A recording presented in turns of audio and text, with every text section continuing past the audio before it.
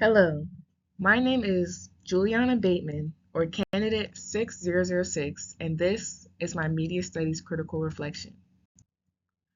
I'll be answering the questions: how does your project use or challenge conventions, and how does your project represent social groups or issues?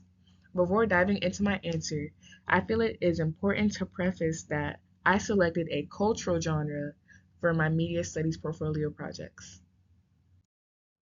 Here I have my final cover next to two magazines that I used as references throughout my creation process. My cover follows conventions by having a large masthead placed near my subject's head, which is common as seen in these two covers. With this location, it makes it easy for the viewer to differentiate the masthead from the rest of the cover. The masthead also has a red letter to not only go with the color scheme, but to have a pop of color in the masthead, which is black. I took inspiration from Ebony magazine when developing this design because in their masthead, it also helps the magazine pop and be more recognizable. Nayusi is typed in a serif font, which is unconventional to my genre. I did this because the mastheads in this genre often look similar, and I wanted my magazine to stand out compared to the rest as the story is about an unrepresented group of people. This is a way of saying that being different is not bad, but simply makes you stand out. All the cover lines are located on the left of the page, which is like the Essence magazine as seen on this slide. This is done to make sure the cover lines are seen easily, but not taking focus away from the subject of the photo. The lead article is placed on the lower right side of the magazine. It is much larger than the cover lines and it has a bold sans serif font. This is done to better draw the viewer's eyes to the lead article as well as follow the conventions of the genre. A barcode is placed at the bottom of the magazine out of necessity because the magazine is meant to be sold in stores. Here are my two double-page spreads next to some references that I used heavily throughout the creation process.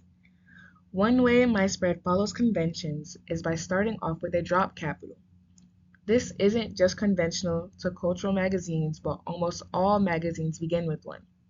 It makes it easier for the reader to find the beginning of the text.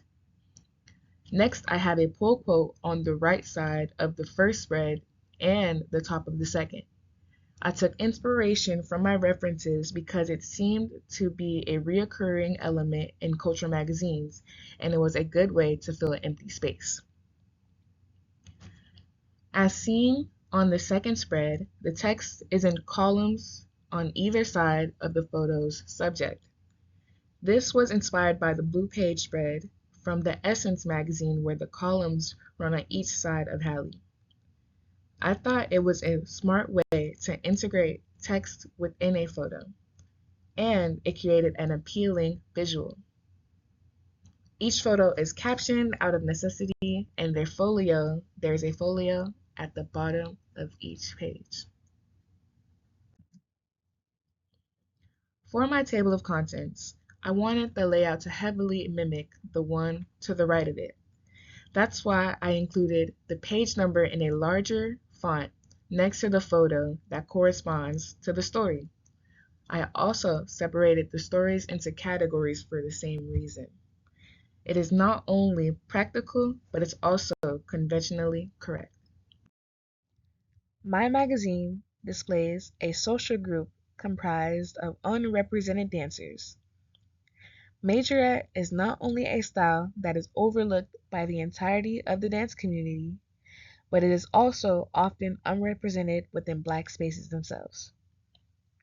As seen on the right, I have an Essence magazine that features a Black ballet dancer. It is widely known that ballet is a dance genre that is predominantly white. This is due to its extreme pricing and often inaccessibility. Black cultural magazines that feature dancers will often feature ones within genres that aren't predominantly black. This is done to most likely bring attention to black dancers in predominantly white spaces to show that the world that we can do it too. This is a great thing to do, and it does push the black dance community forward as a group. But I wanted my magazine to show that there is nothing wrong with doing something that is unapologetically black. To show others that we can still be in touch with our roots in dance and it just be as beautiful as any other genre. Thank you.